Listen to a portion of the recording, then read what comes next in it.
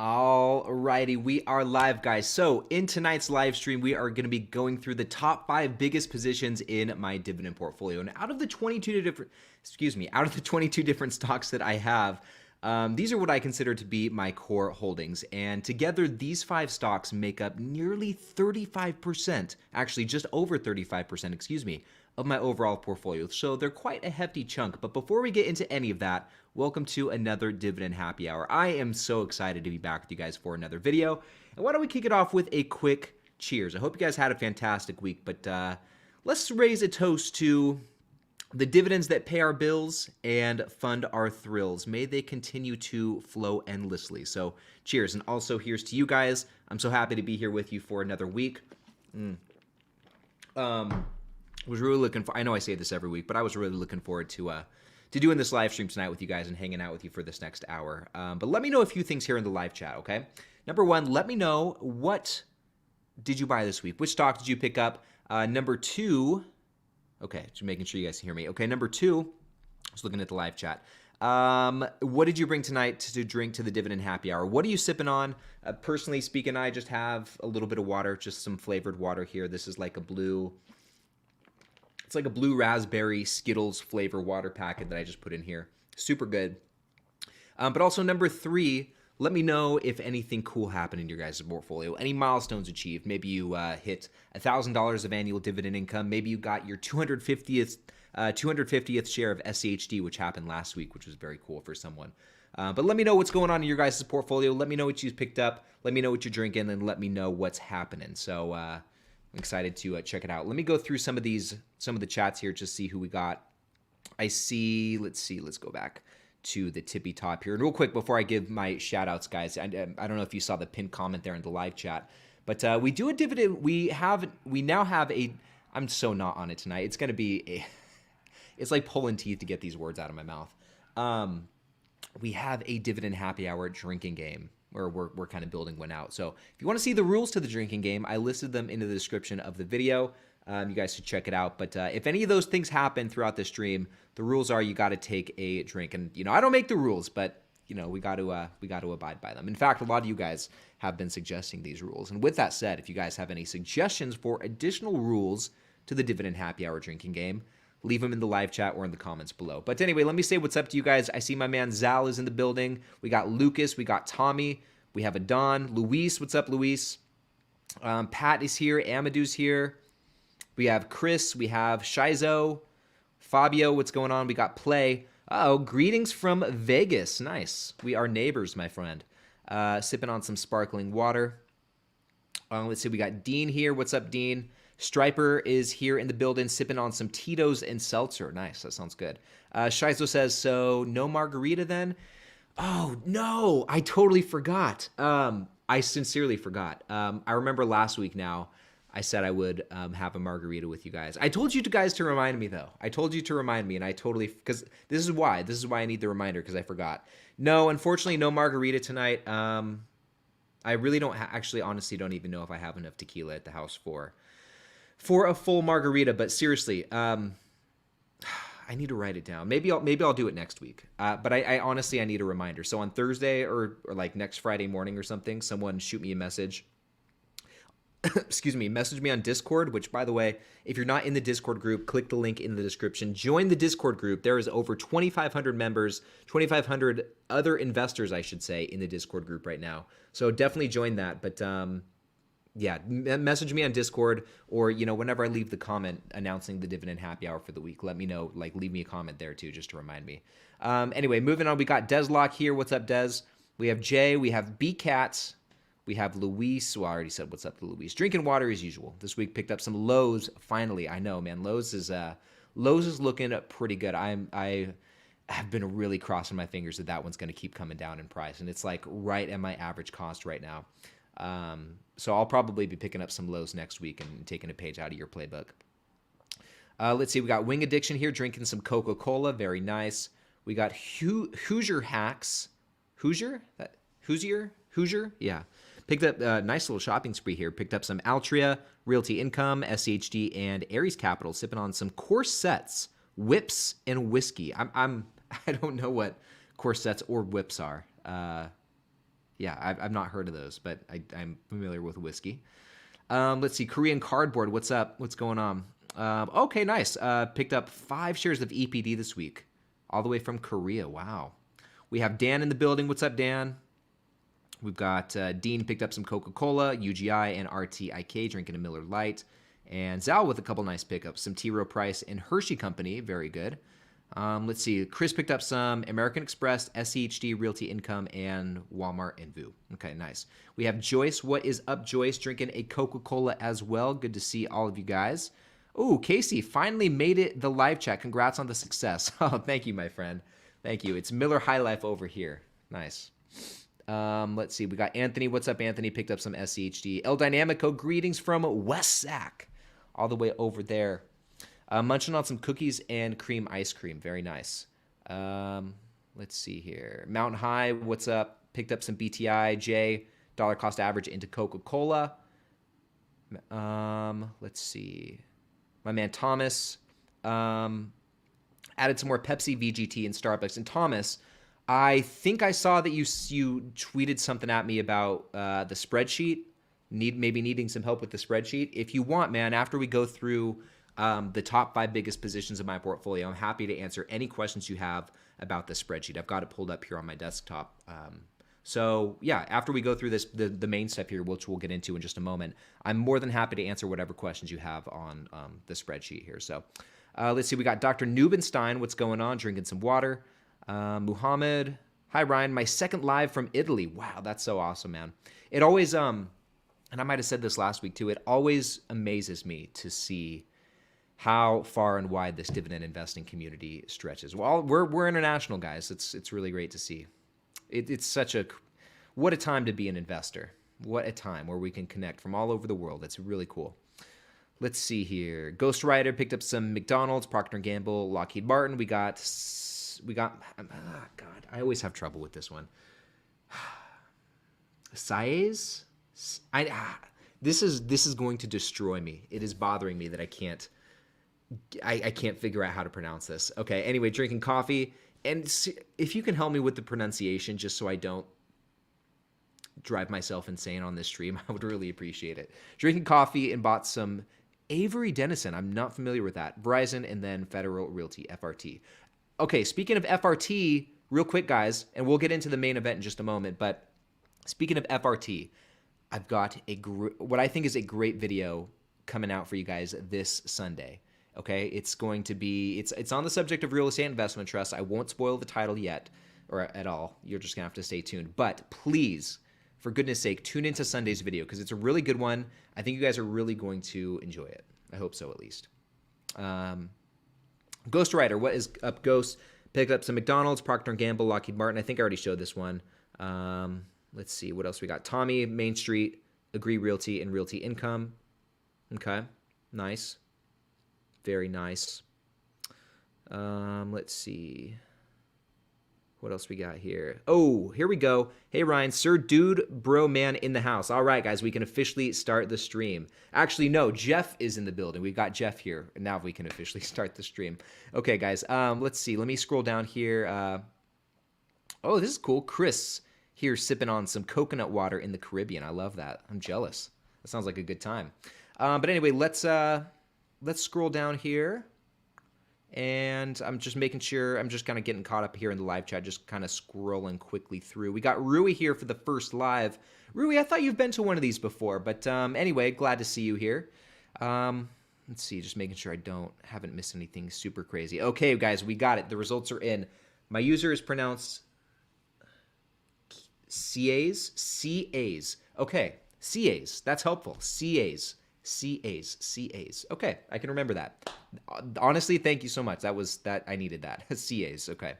Okay, guys. So for those of you who are just now tuning in, just now joining the stream, it looks like we've got about 140 people here in the stream tonight, which is great. Tonight we are going to be going through my top 5 largest positions. These are the biggest, most heavily weighted positions in my portfolio. We're going to go through in reverse order. So number 5, number 4, 3, 2, 1.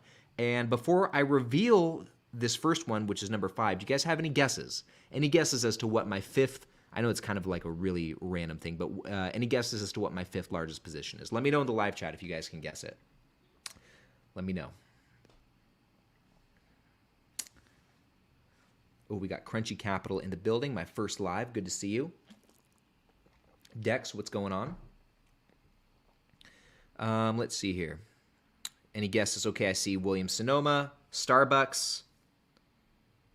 Williams-Sonoma is a good guess. And I will tell you, okay, up until today, Williams-Sonoma was my 5th largest position. And I actually had to go and change all of my notes because after today, Williams-Sonoma was kicked out of the number 5 spot. It was neck and neck with what my number 5 actually is. So Williams-Sonoma, I see, and Dan, thank you so much for this. Crushing it with Williams-Sonoma, should have bought it. Thank you, man. I appreciate that. Honestly, luck on my part. WP Carey is a good guess. Starbucks, Realty Income, KRC, all good guesses. Chevron, really good guesses. J&J, Procter & Gamble. Okay, really good guesses. Yeah, Jim, Polaroid. Yeah, yeah, Polaroid's right up there with Blockbuster for me. GameStop, Starbucks, EPD, all really good guesses, guys. But in fact, my 5th largest position is going to be Realty Income, which currently makes up 6.25% of my total portfolio. Now, if we go over here to my dividend portfolio tracking spreadsheet, hopefully you guys can see that. And let me know if there's a lag on this too. I've said this in the last previous couple of streams actually, but my screen recording is coming from my desktop right here. So I just don't know if there's a lag at all. But if there's any lag, let me know in the live chat and I'll switch over to my laptop. But anyway, going over to my dividend portfolio tracking spreadsheet, which you can start using for free. There is a link to download this in the description of this video. It's that very top line right there. You can download it for free. But anyway, if you go over to my spreadsheet here, we can see my Realty Income position. I have officially have 58 shares of Realty Income. And this bad boy, as you know, I've kind of shared this in some of my recent videos. I've been loading up on Realty Income. This one has been like impossible for me not to buy lately. I've added quite a bit to this position over the last few months, or a couple months really, August, September, and October now. In total, looks like I've added since the beginning of August, 5, 7, 9, 12, 15, almost 20 shares of Realty Income just in the last few months. And I've kind of been buying as it's coming down. I mean, we can see, unfortunately, like my heaviest tranche in the last few months, the share price was at over $60, but you know, it kind of is what it is, I suppose. But anyway, taking a look at my overall position once again, 58 shares of Realty Income. My average cost is $56.13, which I honestly don't think is too bad. You know, historically, this has been a very comfortable average cost per share with this stock. It's only been just recently that it's come down below that and now sitting at $50.50 per share. And right now I'm down just about 10% on Realty Income. So not too bad. And this is kind of why I've been adding more, you know, kind of why it's been a hard one for me not to buy lately, just because it is kind of getting down so much. It's a good opportunity to average down. And even on a total return basis, like if we throw dividends into the mix, I'm still down in the red 1%. So overall, across both market return and total return, I am in the red. And, you know, like I said, this is 6.25% of my overall portfolio. Pretty big position of mine, you know, top 5, number 5 out of 22. And it looks like if we go over here, just in terms of income, it's a bit more of my income. It's about 7.9% of my total portfolio income, and every single year, Realty Income is now bringing in $177.24. And I should have put this in my notes, but I guess it would have been today. I think it was today, just got my monthly dividend payment from Realty Income. Let me look at it. And this was the highest, as I'm sure you can imagine. This was the highest dividend payment I've ever received from Realty Income.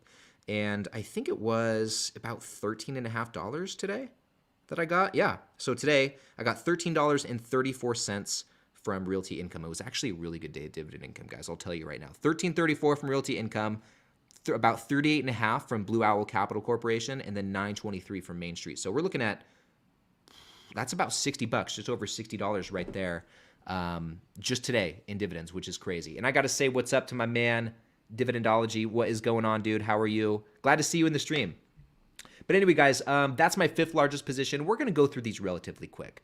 That's my 5th largest position. We'll move on to my 4th largest, which is going to be Lowe's, which is just a little bit above Realty Income, just a little bit, currently making up 6.32% of my overall portfolio. Now, if we go back over to the spreadsheet real quick, guys, looking at Lowe's, okay, I have 15 shares of this bad boy at an average cost of about $195, which is like kind of neck and neck with the current share price. And I am so glad to see that, because this is one that I want to make even larger in my even larger in my, did I say royalty income? I'm looking at the comments, sorry. This is one that I really want to add more to, and I'm just about break even in terms of share price, up less than 0.5%. So I would feel comfortable adding at this point. And this is because the yield is so much smaller. The yield's currently, 2.25%.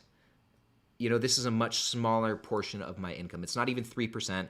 I'm not even bringing in $70 of annual dividend income with Lowe's. So I would love to boost this up. I'd love to be at a place where this is, bringing in $100 per year in dividends. That's kind of like my goal with some of these smaller, I don't want to say smaller weighted positions, because this is one of my core positions, but smaller weighted in terms of income. I'd love to get everything up to where it's like $100 per share. And I'm not really worried about Apple getting there too soon, because that's going to be quite a mission. But ones like Lowe's, ones like Starbucks here, I'd love to get up there. Even if we look at Coca-Cola right here, it's only $40, so it's got quite a ways to go. I'd love to get that up to $100 of annual dividend income. But anyway, Lowe's is my fourth largest position. Let's go over to my third, which is going to be Johnson & Johnson. And this year, I haven't added any to J&J, lately. Within the last couple of months, I've added some shares. I don't remember exactly when my most recent tranche was. I think it was back in August. But there was a period of time recently where I was buying this somewhat regularly. And right now I have about 22.5 shares of Johnson & Johnson at an average cost that's still like in the 160s. So this does have some room to come down. I mean, the share price is 156.85. I can average down on this one right here. So I'm down 4%. Just in terms of share price, a little bit in the green on a total return basis. And right now, like we saw, this is, did I even share the allocation, guys? I don't even know if I did. Yeah, 7.48%. So this is a much bigger weighting than we saw with Lowe's and with Realty Income. So it's over 1% higher than Lowe's. Oops, spoiled number two. You guys pretend like you didn't see that, okay? So Johnson & Johnson, about 7.5%. So we're really starting to get up there in weighting. And just so you guys know too, one of my rules of thumb that I really do try and abide by is, and I feel like it's pretty easy at this point when you've got over, 20 different holdings. I'm really trying to keep each one under like 10% of weighting is kind of the max I'd like to go. And that's true both in terms of amount invested and also in terms of dividend income. I don't really want any one position to be, too much of my portfolio's dividend income. So I feel like 10%, especially as it pertains to income, is a pretty comfortable amount. But anyway, let's go back over here. Let me show you my J&J position a little bit more. So this one is, I do believe I'm bringing in over $100 of dividend income. Yeah, if we look over here, I am officially bringing in $100 with J&J. I do like to see that. So it's about 4.6% of my total income. Not too upset about that. I'm pretty comfortable with where this position is at. And I talked about it in a recent video, actually the one that I put out on this last Sunday, and I would not mind adding some more to J&J. There were 3 dividend kings that I talked about. Lowe's was one of them, Johnson & Johnson was another one, and then Coca-Cola was the third that I would not at all mind adding more to. And if I'm going to prioritize, like if I had to put an order on it, I would say Lowe's is going to be top priority just because it's got the highest dividend growth rate out of the bunch. Coca-Cola probably in second place because out of those 3, and pretty much across my entire portfolio, it's one of my smallest positions, so I'd love to bring that up some more. And then Johnson & Johnson in third. I wouldn't mind adding more J&J, but it's my third largest holding, so I'm not, how do I say this? I'm not hurting for any J&J, I should say. But anyway, moving on to my second position, guys. This one is Starbucks, and I actually did one of these videos about 6 months ago where I showed you guys my top 5 biggest holdings. I like to do this, once or twice a year. And I don't know if you guys remember that video or if you have noticed, and if you do remember, I don't know if you've noticed so far, but the order of all of these stocks is more or less the same as it was about 6 months ago.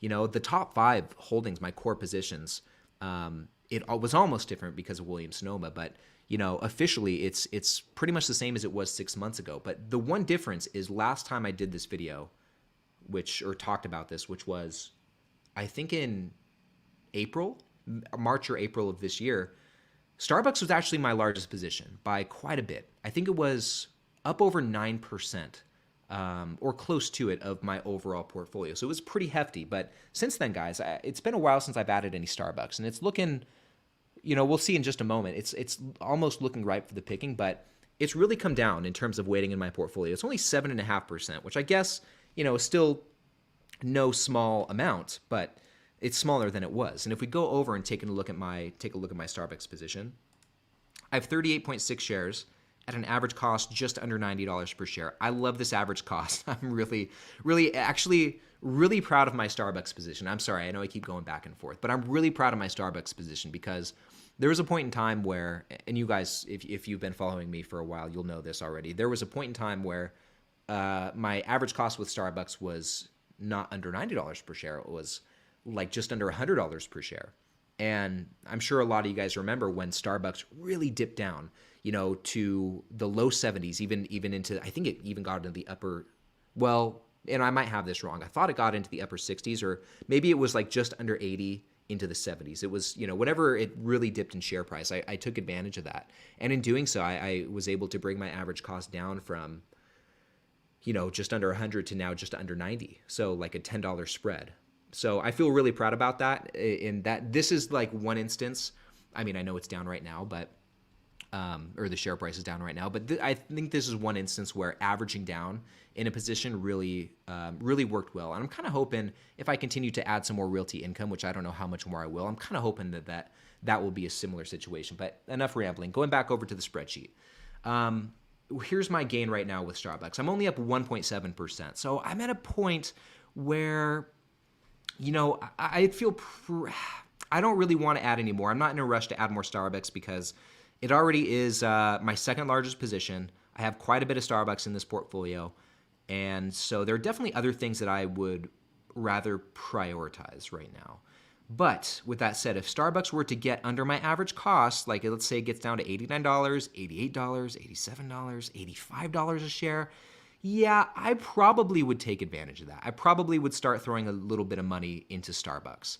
But anyway, I'm up 1.7% right now with Starbucks, makes up 7.5% of my portfolio's weighting, but in terms of income, only 3.65%. And I know I said this earlier, but one thing I would like, and one other reason that I would be motivated to add to Starbucks, aside from being able to average down potentially, is I'd love to get this to a point where it is bringing in $100 per year of dividend income. I think that'd be a really cool milestone to hit with this position. And that's something that I would really love to do. Now, this brings us, guys, to my overall biggest position. And I don't, I was going to ask like, oh, you guys want to guess what it is? But, I don't even need to do that. You guys know me well enough to know if Starbucks isn't my biggest position, you already know what is, okay? It's Procter & Gamble.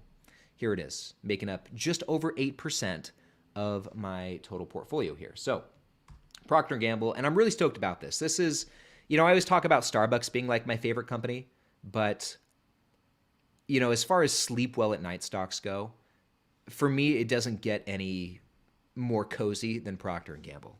And I'll tell you what, I was thinking about Procter & Gamble earlier today. I know I'm so all over the place with these screens. I was thinking about Procter & Gamble earlier today because I spent a decent amount of time cleaning my apartment. I spent probably a good hour and a half, 2 hours today cleaning my apartment. Bathrooms, that mirrors, kitchen, you name it. I cleaned it. Did some laundry. And I can't tell you guys how many different Procter & Gamble products I use. We're talking Dawn dish soap. We're talking Tide laundry detergent. We had some of those fabric softener, or the dryer sheets, I mean. What else do we have? Well, I brushed my teeth today. We got some Crest toothpaste. That's a good thing. You always got to brush your teeth. But so anyway, the point is I was thinking about Procter & Gamble because I used a lot of their products just today. And I just feel so comfortable having this as my largest position. Even though it's not the highest yielder, it's not the highest growth dividend stock, this to me is like the definition of a sleep well at night stock. And so I'm so happy that I have this as my top. But anyway, showing you my position, I have 26 shares of this bad boy at an average cost of about $139 per share. So with a current share price of $144.69, I'm still up, a little bit. I'm still up about 4.2% in terms of share price, but working dividends into the mix, I'm still, up over 8%. Now, this one, unlike some of the other ones, I am bringing in just over $100 of annual dividend income. Love that I hit this with Starbucks, and makes up about 4.4% of my portfolio's total income. So, pretty comfortable amount. Kind of middle of the road, I would say.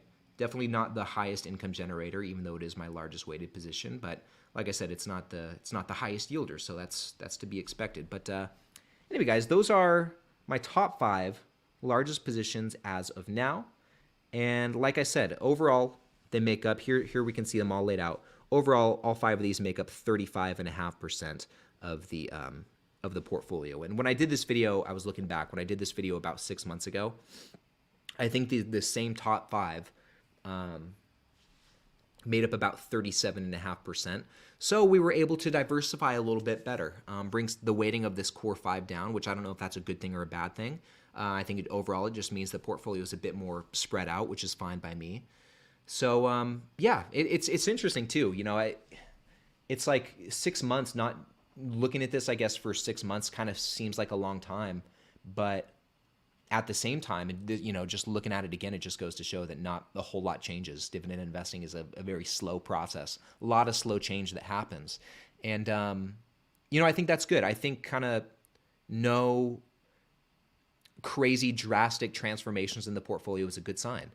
And so, you know, it's kind of saying all of this now and sharing this top 5 again, it almost feels like I'm repeating myself. And, but at the same time, I think in this instance, it's actually a good thing. There shouldn't be too crazy of changes. You shouldn't expect to see unless you went on just like a crazy buying spree, I suppose, but you shouldn't expect to see a crazy dramatic change in the top 5 over time. But anyway, especially like in a 6-month time frame. But anyway, I want to put it back on you guys now, and I want to ask you, what are the top 5 biggest positions in your portfolio? Let me know in the live chat, or let me know in the comments below if you're watching the replay. I'm curious to know.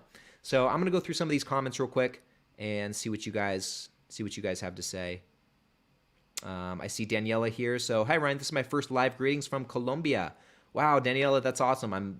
Thank you so much for tuning in. I'm happy to have you in the stream. I hope you enjoy it. So anyway, let me see what you guys have in your top 5. Let's see. Zal says, I bet no one here would guess my top 5, and I already shared number 1. Let's see. Jim here says, don't need to change your top 5. If it's not broke, don't fix it. Yep.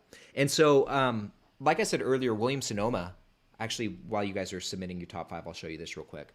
So William Sonoma, up until like, you know, market close today, it was my number 5. Williams Sonoma, if we look right here, it is neck and neck with Realty Income. So 6.18% for Williams Sonoma, 6.25% for Realty Income. And yesterday, guys, when I was first putting together my notes, I think Realty Income was 6.21%, and then Williams Sonoma was 6.25%. So they were so close. And I was worried about it last night when I was doing my notes. I was like, man, I know I'm going to have to go back and redo this because something's going to happen tomorrow. Realty Income is going to be back in the 5 spot, and Williams Sonoma is going to be kicked out. But Williams Sonoma is kind of an interesting case because this is the most recent addition to my portfolio. I just added this stock back in June. So July, August, so 4 months that I've had this. I only have 18 shares, and it's already become one of the largest positions that I own. And it's not because I've been just, you know, loading up on it. It's just because it really jumped so much in share price just in these 4 months. I'm already up, you know, over $500 with Williams Sonoma, up 21.4%. So this position's done really well for me over these last few months that I bought it. So anyway, let me see what your guys' top 5 are. So put them up on the screen here. And let's see. So Anthony here says, this is a really solid list. We've got VU, SCHD, VAS, which I'm not familiar with, VGS, which I'm also not familiar with, and then Chevron. So nice, man. Thank you for sharing that. We got nieces and nephews here. Top 5 is Intel, Clorox, AbbVie, Apple, and Skyworks Solutions. I think that's a, you know, pretty solid list. We got Shizo here, so this is also a very solid list. Visa, Starbucks, Procter & Gamble, Microsoft, and VU. Okay, we got Thomas here, also very solid top 5. SCHD, DGRO, VGT, Pepsi, and Visa. Very nice. You guys, great top 5. So CAs says, my top 5 are Coca-Cola, T. Rowe, WP Carey, interesting one, Target, and Goldman Sachs. Okay, nice. Pat, SCHD, Enbridge, EPD, Ares Capital, and Altria Group. Okay, nice. Paladin, VHYL. Okay, so I think VHYL is like, if I'm remembering correctly, VHYL is like the European equivalent of the SCHD, I believe. Right? It is, yeah, okay, the Vanguard FTSE All World High Dividend Yield ETF. Okay, yeah. Nice. Andrew, Apple, Procter & Gamble, Exxon, Starbucks, and Southern Company. Nice. Let's see. Carlos, top 5 are Coca-Cola, AbbVie, Unum. Okay. That's not a name that I hear thrown around too often. Procter & Gamble and Bank of Nova Scotia. Oh, Zal, this is interesting. So actually pretty solid top here too. So Realty Income is the largest position. Williams-Sonoma, interesting. Second largest position. United Health Group, third. Nike, fourth. Great. And then AOS. That's A.O. Smith. Okay. Nice. Okay, so El Dynamico, as you know, Ryan, I have a few stocks because I'm starting, but my top 3 are, I think he means Ulta, Verizon, and Walgreens. I know Walgreens is doing really bad right now, but I think it's going to do better. Hey, you do you, man. Whatever you think is best. Thank you for sharing. Caleb, top 5 is Apple, Altria, SEHD, Jeppy, interesting, and Home Depot. Okay, nice, guys. Rick, we'll go through a couple more of these and we'll get into. If you guys have any questions too, we got another 30 minutes here left in the stream. So whatever you guys want to talk about, whatever questions you got, anything you want to cover, I am all yours. Okay. But also real quick before, well, I'll just, Rick's TD, Toronto Dominion, Altria. This is okay. These are, I don't know about TD because I haven't looked at it for a while, but the rest of them, these are all, Rick's rocking some high yielders here.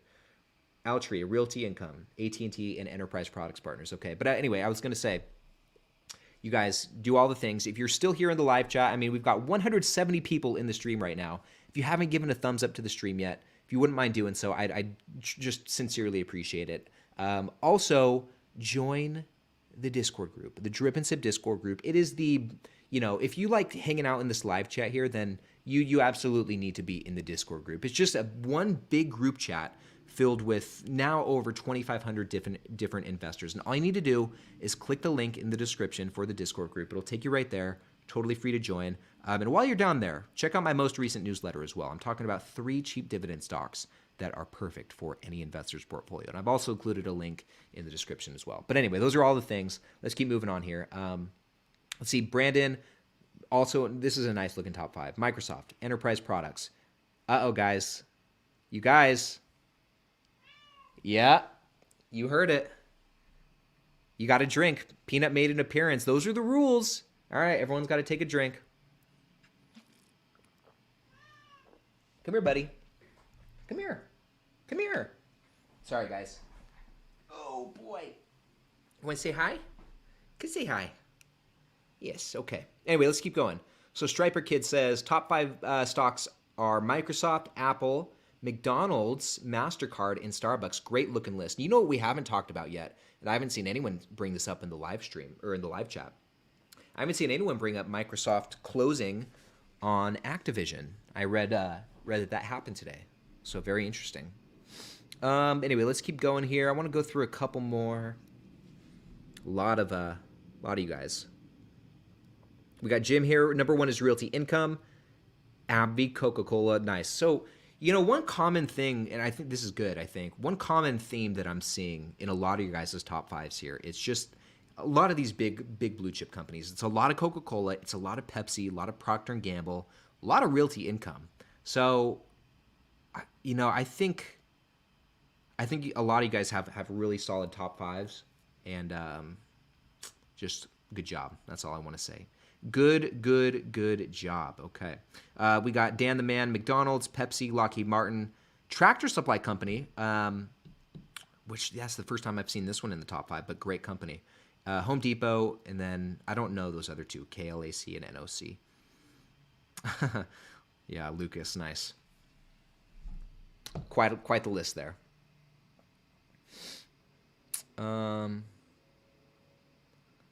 Let's see.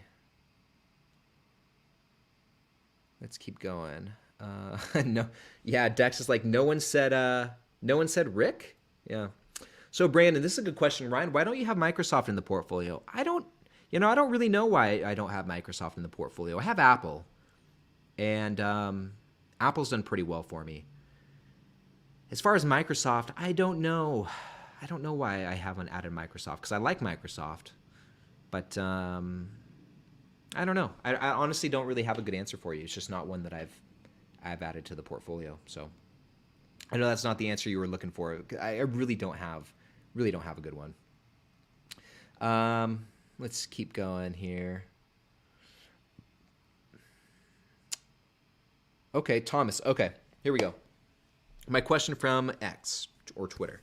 How do you handle sells on the spreadsheet? Do you used to keep track of the dividends you received from them? Yes. Okay, so I'm going to go through this right now. So let's go over here. How do you handle sells on the spreadsheet? And once again, guys, this is, hope you guys can see this. Yeah, okay. And once again, for those of you who have never seen this, we are over here on my dividend portfolio tracking spreadsheet. There's a link to download this for free in the description of the video. Sorry, I'm just making sure that it's not lagging too hard. You guys see that okay? Are we looking good? But anyway, so how do you handle sells? When you sell the stock using the spreadsheet, what do you do? So first off, over here on the positions page, if I sell, like let's say I sold out of all of my realty income, I would just highlight the entire column and I would just right click and I would delete the row. That's all I would do. And then whatever you use to, however you reinvest the proceeds, you would just update the number of shares and the average cost per share across the rest of your different holdings. So that's all you would need to do on the positions page. Everything else should take care of itself, except for on the dividend log page. Sorry, the order of these is all screwed up. So over here on the dividend log page, this is a little bit different. So I sell Altria Group, got my whole Altria column right here. If I sold out of it, I would just delete this column as well. So delete the column. But before you do, you would want to move all of these dividend payments that you get from Altria Group or whatever stock you sold, right? Take all of these dividend payments and move them over here on the far right-hand side of the spreadsheet. You will see two columns that say sold. If you're using the version of the spreadsheet with support for two portfolios, you'll see sold positions 1 and 2. 1 is the first portfolio, 2 is the second portfolio. Or even if you're using just the single version of the spreadsheet for one portfolio, there will be a sold positions column, and you'll just move those dividend payments over here into the sold positions column. But with that said, and so that's how you keep track of, that's how you account for any sold positions. The main thing you do is just move the dividend payments into the sold positions column. But one thing that I'm actually glad we're going through this, because I've been thinking about what's next for the spreadsheet and what's going to happen with version 7.0. And one thing that I will be adding, I want to share with you guys a few different ideas that I have for updates to the spreadsheet. I started taking notes, and I needed maybe it was earlier this year that I put out version 6. It's been a while since I've done anything new with the spreadsheet, and it's just because I haven't had any good ideas of anything to do, to be honest. So, but I do have some. I've started to write some down. Okay, so one of the things on my list is a whole page for sold positions. So this page will, okay, I see your comment too. This page will basically, you can track which stocks you sold, how many positions you had, the price that you sold it at, the price movement since you sold, so you can see, if it's up or if it's down since you sold, and it's just some other details around that sold position. So that's one thing that I want to add. I think I want to redo the diversification page. I think I could maybe do that a little bit better. You know what, guys? Hold on 1 second. The cat's doing something he shouldn't. Hey, go out. Go. All right. Sorry, guys. Go on.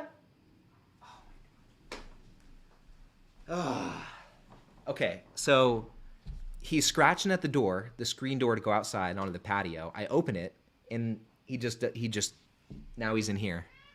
I know, I don't get it. Okay, so anyway, another thing that I want to do is recreate the diversification page. I think I can do that better. I actually have added a column. I've already done it on my spreadsheet. I've added a column for dividend growth CAGRs. Now, the downside to this is there's no way to automatically input that data, so you'll have to manually input the 5-year dividend growth CAGR, but it honestly, for my 20-something positions, it only took 4 minutes to do. So that was very easy. And I'm thinking about oh, I want to add a section for cash positions as well. A lot of you guys have been asking for that. And the last idea that I have is I want to try and recreate the dashboard. I want to try and change up the layout, change the aesthetic of it, and maybe make it look better. I don't know. I'm going to play around with it. I might keep the same format if I can't come up with anything better. But those are all the different ideas that I have so far. So, oh, and the Thomas says, perfect, appreciate it. Also, the spreadsheet starts with 2020. I mean, that's fine. You can change the dates, and I'll show you how to do that as well. It's super easy while we're looking at it, okay? So, it's going to go over here.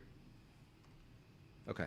So, because you're not the first person to have said that. So, okay, the spreadsheet starts at 2020. So if you go over here to the monthly data tab, you'll see that. It starts at 2020, 2021, 2022, 2023, it goes all the way down to 2025, at least on my spreadsheet. I don't remember what the template shows, but it's super easy. I mean, if you want to change the dates, and let's say you start investing, let's say you start investing like February 2023. So if I was you, I would just change this 2023. You can change all of these dates, 2024, all the way down to 2025, 26, 27, 28. You just change the starting year here on the monthly data tab, and you'd also want to change this. So instead of January 20, January 2023, well, January 2023, let's do February 2023, and there was a different way to format that. Huh. Anyway, I don't know why it's doing that, but January 20, okay, how about this? January 20, February 23, March 23. So you could do that, right? January 23. So you can do that all the way down, okay? Boom, and then do the same thing, 24, 25. You get what I'm saying? So you can change the dates like that. And then if you have to do it on this column though too, not just here, because if you need to do it here, because then it'll go update everything on like all the dashboard pages right here, right? Does that make sense? So you'll have to do that on the monthly data page. You'll also have to do that on the dividend log page, which that's super easy. And you'll have to do that on the annual data page as well. But those are the only places that you'll have to make those year adjustments and month adjustments. But so yeah, if you want to change the dates, that's how you would do it. But so anyway. Let's see. I see my man Harris in the building. What's up, Harris? BCAT. If no one has told you yet, your work on the spreadsheet is greatly appreciated, and just want. Oh, thank you. I really appreciate that. Yeah, it's been I don't know. I've kind of been working on it over these last few years since I started making these videos, and it's cool to see how far it's come.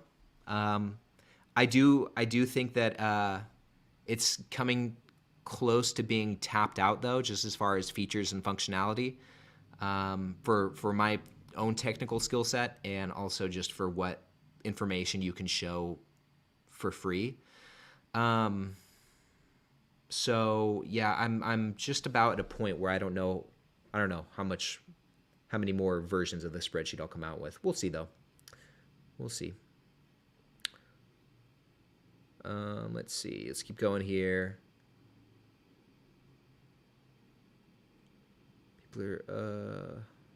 Okay. Thank you. I didn't know how to change the graph years, so that makes sense. Thank you. Yeah, and that's the thing. So there's, and one of the other really common questions I get too, which I should probably make a note to like start the spreadsheet with 50 different cells, but I honestly don't know if I will do that. But anyway, that's one thing I get asked about all the time is like, how do I add more rows to the spreadsheet?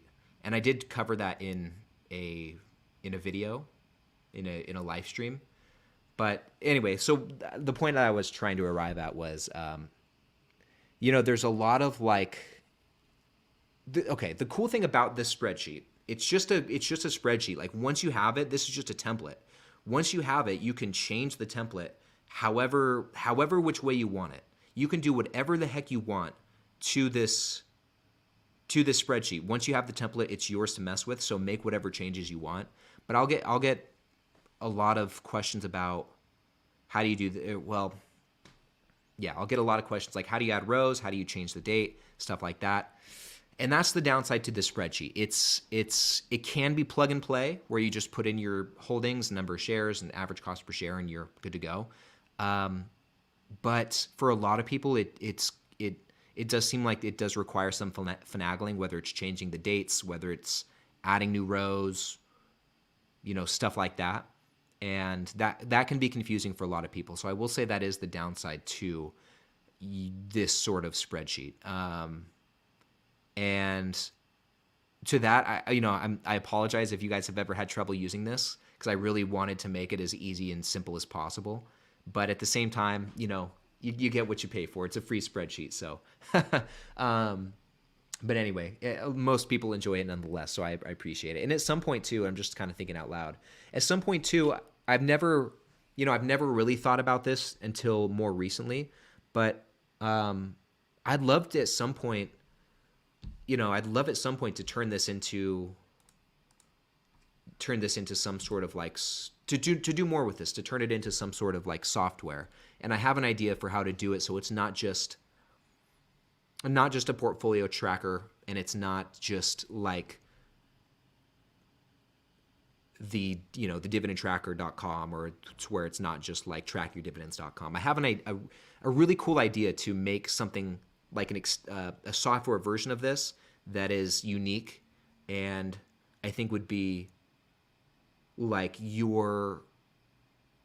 don't want to call it a one-stop shop, but it'd be different than it'd be a lot different than functionally. It'd be a lot different than other portfolio trackers that you might have seen. Anyway, just thinking out loud. That's someday though, because I don't know anything about coding or programming or any of that stuff, so I need help with that. Let's see here. So Michael, this is a good question. What about adding stock evaluation tools to the spreadsheet? So if you go to my website, retirewithryan.com, you can just link in the description. I do have a stock analyzer spreadsheet that's different from this.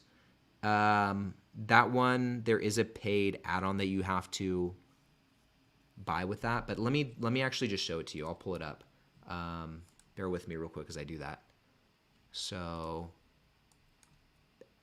let's see. One moment.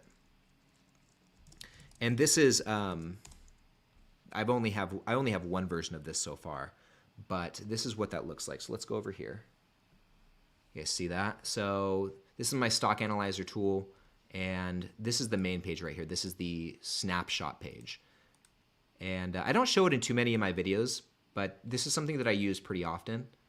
Just mostly I use it for this right here, the visuals, to see how revenue, earnings, free cash flow, that stuff's growing. And I also use it to do my intrinsic value calculations. Don't disregard this, because I think this is all for a different stock. But and also to see some of the details like the revenue, gross profits, how that's moving, all that stuff. So, but yeah, this is my stock analyzer spreadsheet. And this is something I made sometime this year. I also give this away for free. Like I said, the websites, or the link to it's on my website. And to download it, it's free. But all this data comes from a premium Google add-on called Sheets Finance. And once you download the spreadsheet, there's a whole walkthrough video and PDF on how to get set up with that. And there's even like a link to get like your first, I think, month free with Sheets Finance. So you can try it out if you want to. But I find this most handy for doing intrinsic value calculations, relative value calculations, and just seeing kind of the visuals, how the revenue, earnings, and free cash flow, stuff like that's growing. So, but yeah, these are my two spreadsheets that I have. Anyway, I'm gonna hide the comment, go back to the live chat. Let's keep going here. Okay, I see options talk. I've hardly had any water. Oh, this is cool. Anthony says, I created my own graphs, etc. on an app on my phone to keep track of my portfolio. Interesting. That's cool. Okay, Aravind says, look at my dividend list. Okay, so we got SCHD, nice, JEPI, okay, Pfizer, Altria, BIT. I'm guessing you probably mean BTI. Realty Income, Medtronic, and General Mills. Okay. Looking to add FMC, KHC, NXST, and MDT. Well, it says you have MDT. So what's FMC though? This is the only stock I'm not really familiar with. I think I've heard of it, but okay. It's like in the material sector. Interesting. So yeah, I think that's overall that's a pretty good looking batch of stocks. I will say I would not make I don't know anything about your investment time horizon, Arvind. I don't know how old you are, what you're going for necessarily, but if you're on the younger side like myself, I wouldn't put too much of your portfolio into JEPI. I have JEPI in my portfolio, but it's like 2% of my portfolio. It's hardly anything. But yeah, I wouldn't put a lot of your eggs in that basket. I'd prioritize other things like SCHD or some of these other, like some more high growth stuff. Like Nexstar Media is actually a pretty beastly company, and I got to shout out my man Russ for putting that one on the map. And yeah, it's looking like a pretty solid company.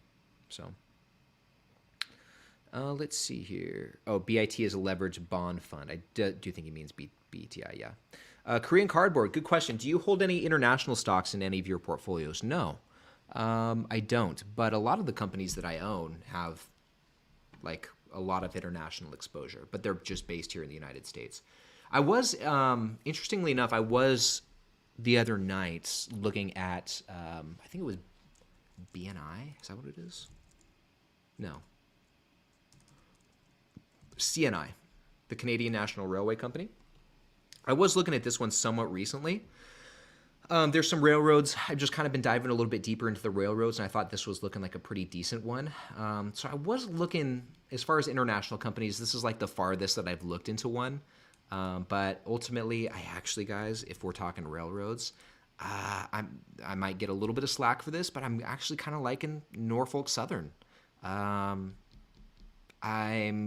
starting to look a little bit deeper into this one and learn a little bit about the railroads. But yeah, I think this is looking like a pretty good option right now. So I'm going to spend some more time with it, and we'll see what happens. But yeah, my watch list, I've kind of been a little bit more lenient with the watch list lately, adding some more stuff on there. I don't know if I'll end up buying Shutterstock. I'm kind of thinking I won't, but we'll see what happens. Let's see here. Okay, Will says, yeah, so have you thought about taking your spreadsheet functionality and building an app and monetizing it? I know nothing about that, but the convo made me think of it. Yeah, I have. I mean, I was just kind of talking about that. Yeah, that's something I'd like to do. I'm a little bit afraid to... I mean, it'd be a lot of work to come up with something like that. I don't know what it would cost to make something like that either, but that's something I'd be interested in exploring. Yeah, that's something I would definitely be interested in, and I think I have a way to do it that would make it different than something like the Dividend Tracker or trackyourdividends.com, or there's another one called Purple Brick.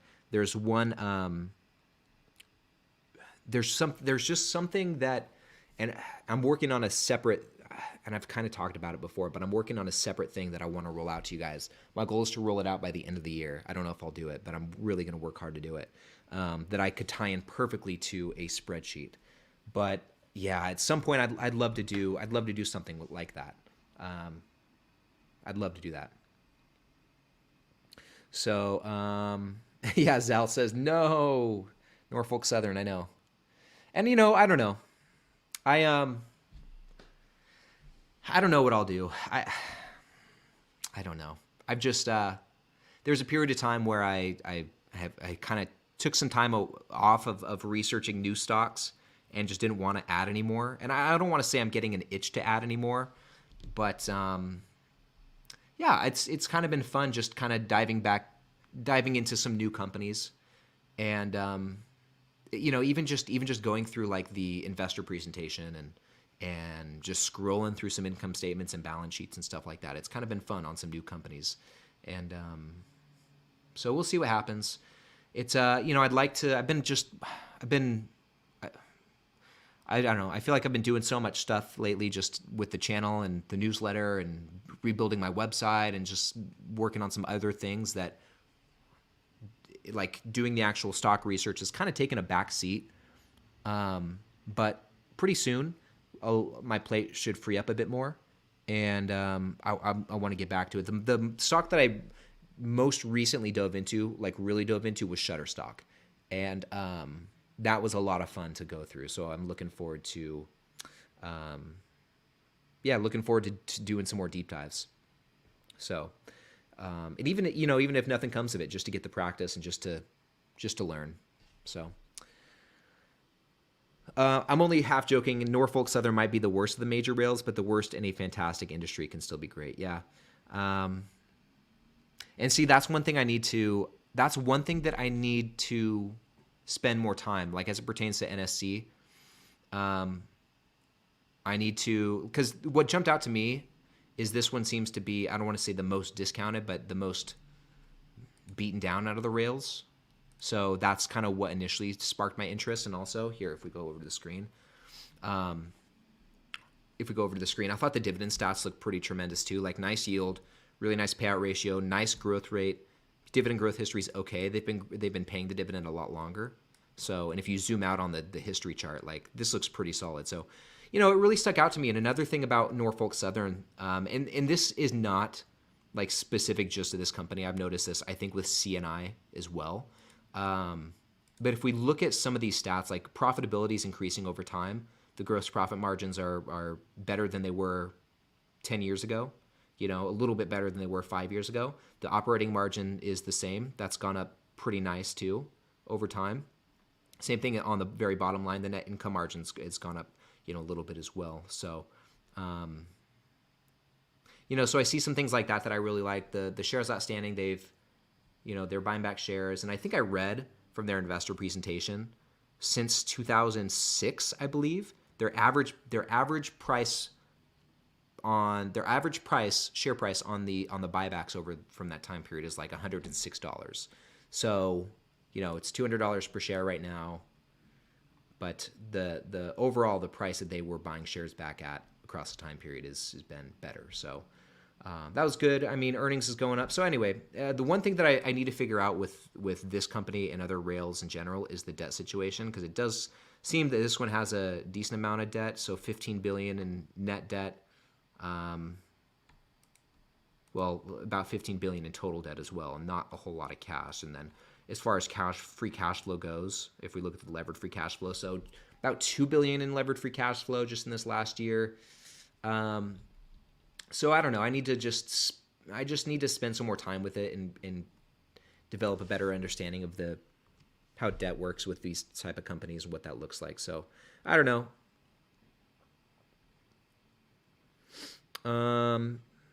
Dan says, might be a good time to add a military defense company. Yeah, I don't know. I used to have Lockheed Martin. I sold it about a year ago, I think. And I think it was about a year ago. Maybe in November or December, I sold it at like $490 per share. And I know it's kind of had a little bit of a rally recently. But, truth be told, I don't know that I have an interest in getting back into any of those companies. I like the idea of adding another industrial stock, especially because I sold out of 3M, a couple months ago now.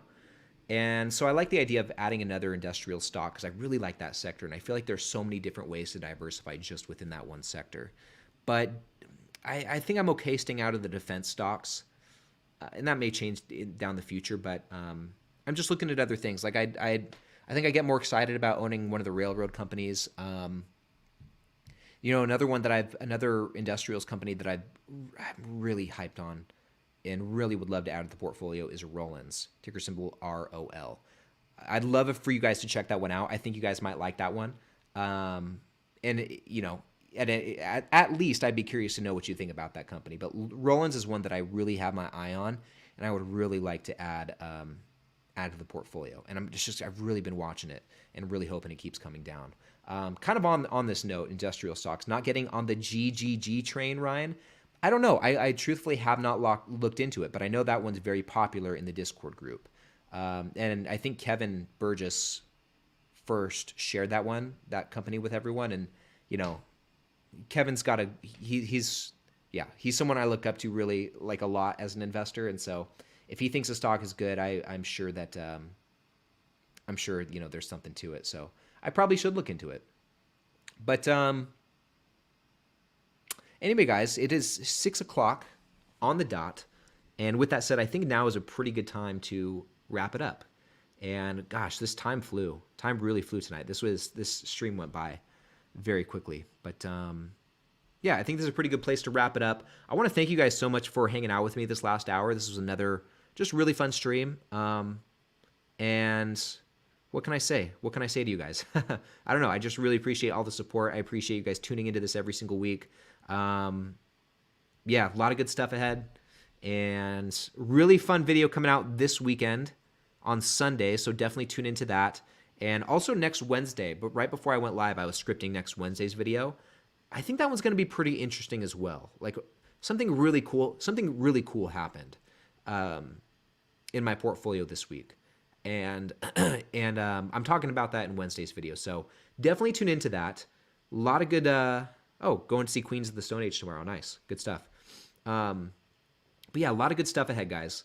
It's going to be an interesting, we've only got a couple months left in the 2023. It's going to be, I don't know, it's kind of been a ride this last month, right? So it'll be interesting to see how we close out the rest of the year. But anyway, I'll leave you guys with that. Once again, I really appreciate all of your support. All the things. If you haven't liked the stream yet, if you're not subscribed to the channel, if you're not in the Discord group, and also if you're not currently subscribed to the newsletter, please, if you're going to do one of those things, subscribe. If you're going to do one of those things, subscribe to the newsletter, please. I'm loving writing the newsletter so much. And I want to do more with that too.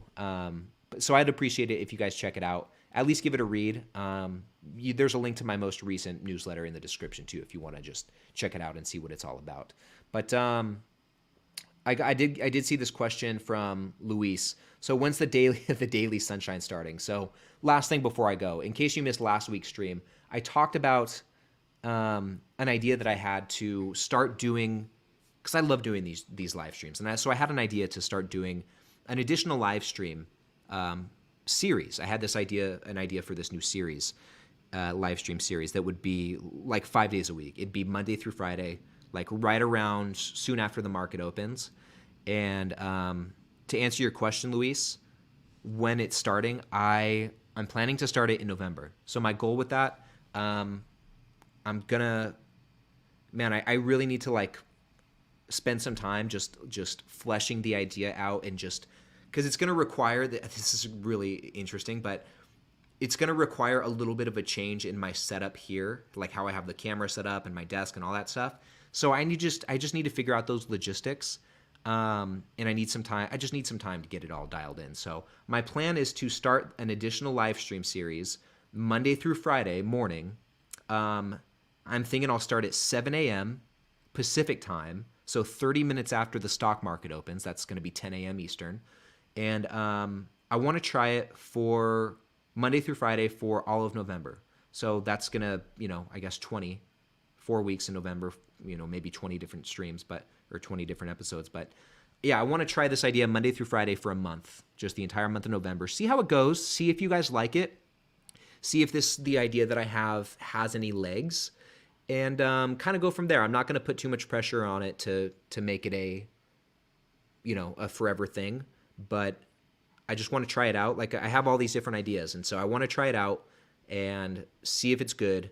And if it's good, we'll keep it going. But if it's lame, then I won't do it. But I want to try it for a month straight and just see how it goes. So, So let's see. Let's actually look at the calendar real quick. No, guys, I'm going on a little bit longer. I'll wrap it up in just a moment. But it looks like the 1st of November is a Wednesday, so we'll probably just start doing that Wednesday, November 1st. And I'll keep you guys posted on the details, like maybe the Friday before. the dividend happy hour before, I'll just clue you in on what it's going to look like and what it's going to be. We'll see though. But no, to answer your question, I'm not gonna. This is good. Like, would you call it Good Day Sunshine? Good Day Sunshine. Dun, dun, dun. Who knows it? Who sings it? No, I'm not gonna call it Good Day Sunshine. I'm actually thinking of. Should I just tell you? Do you guys just want to know the idea? I shouldn't do this, but you guys just want to know?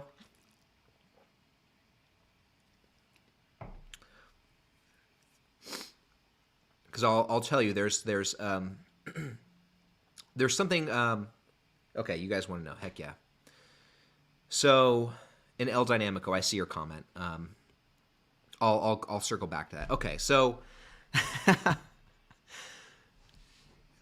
and this part of it, it's either gonna make it. I don't know. It's either gonna.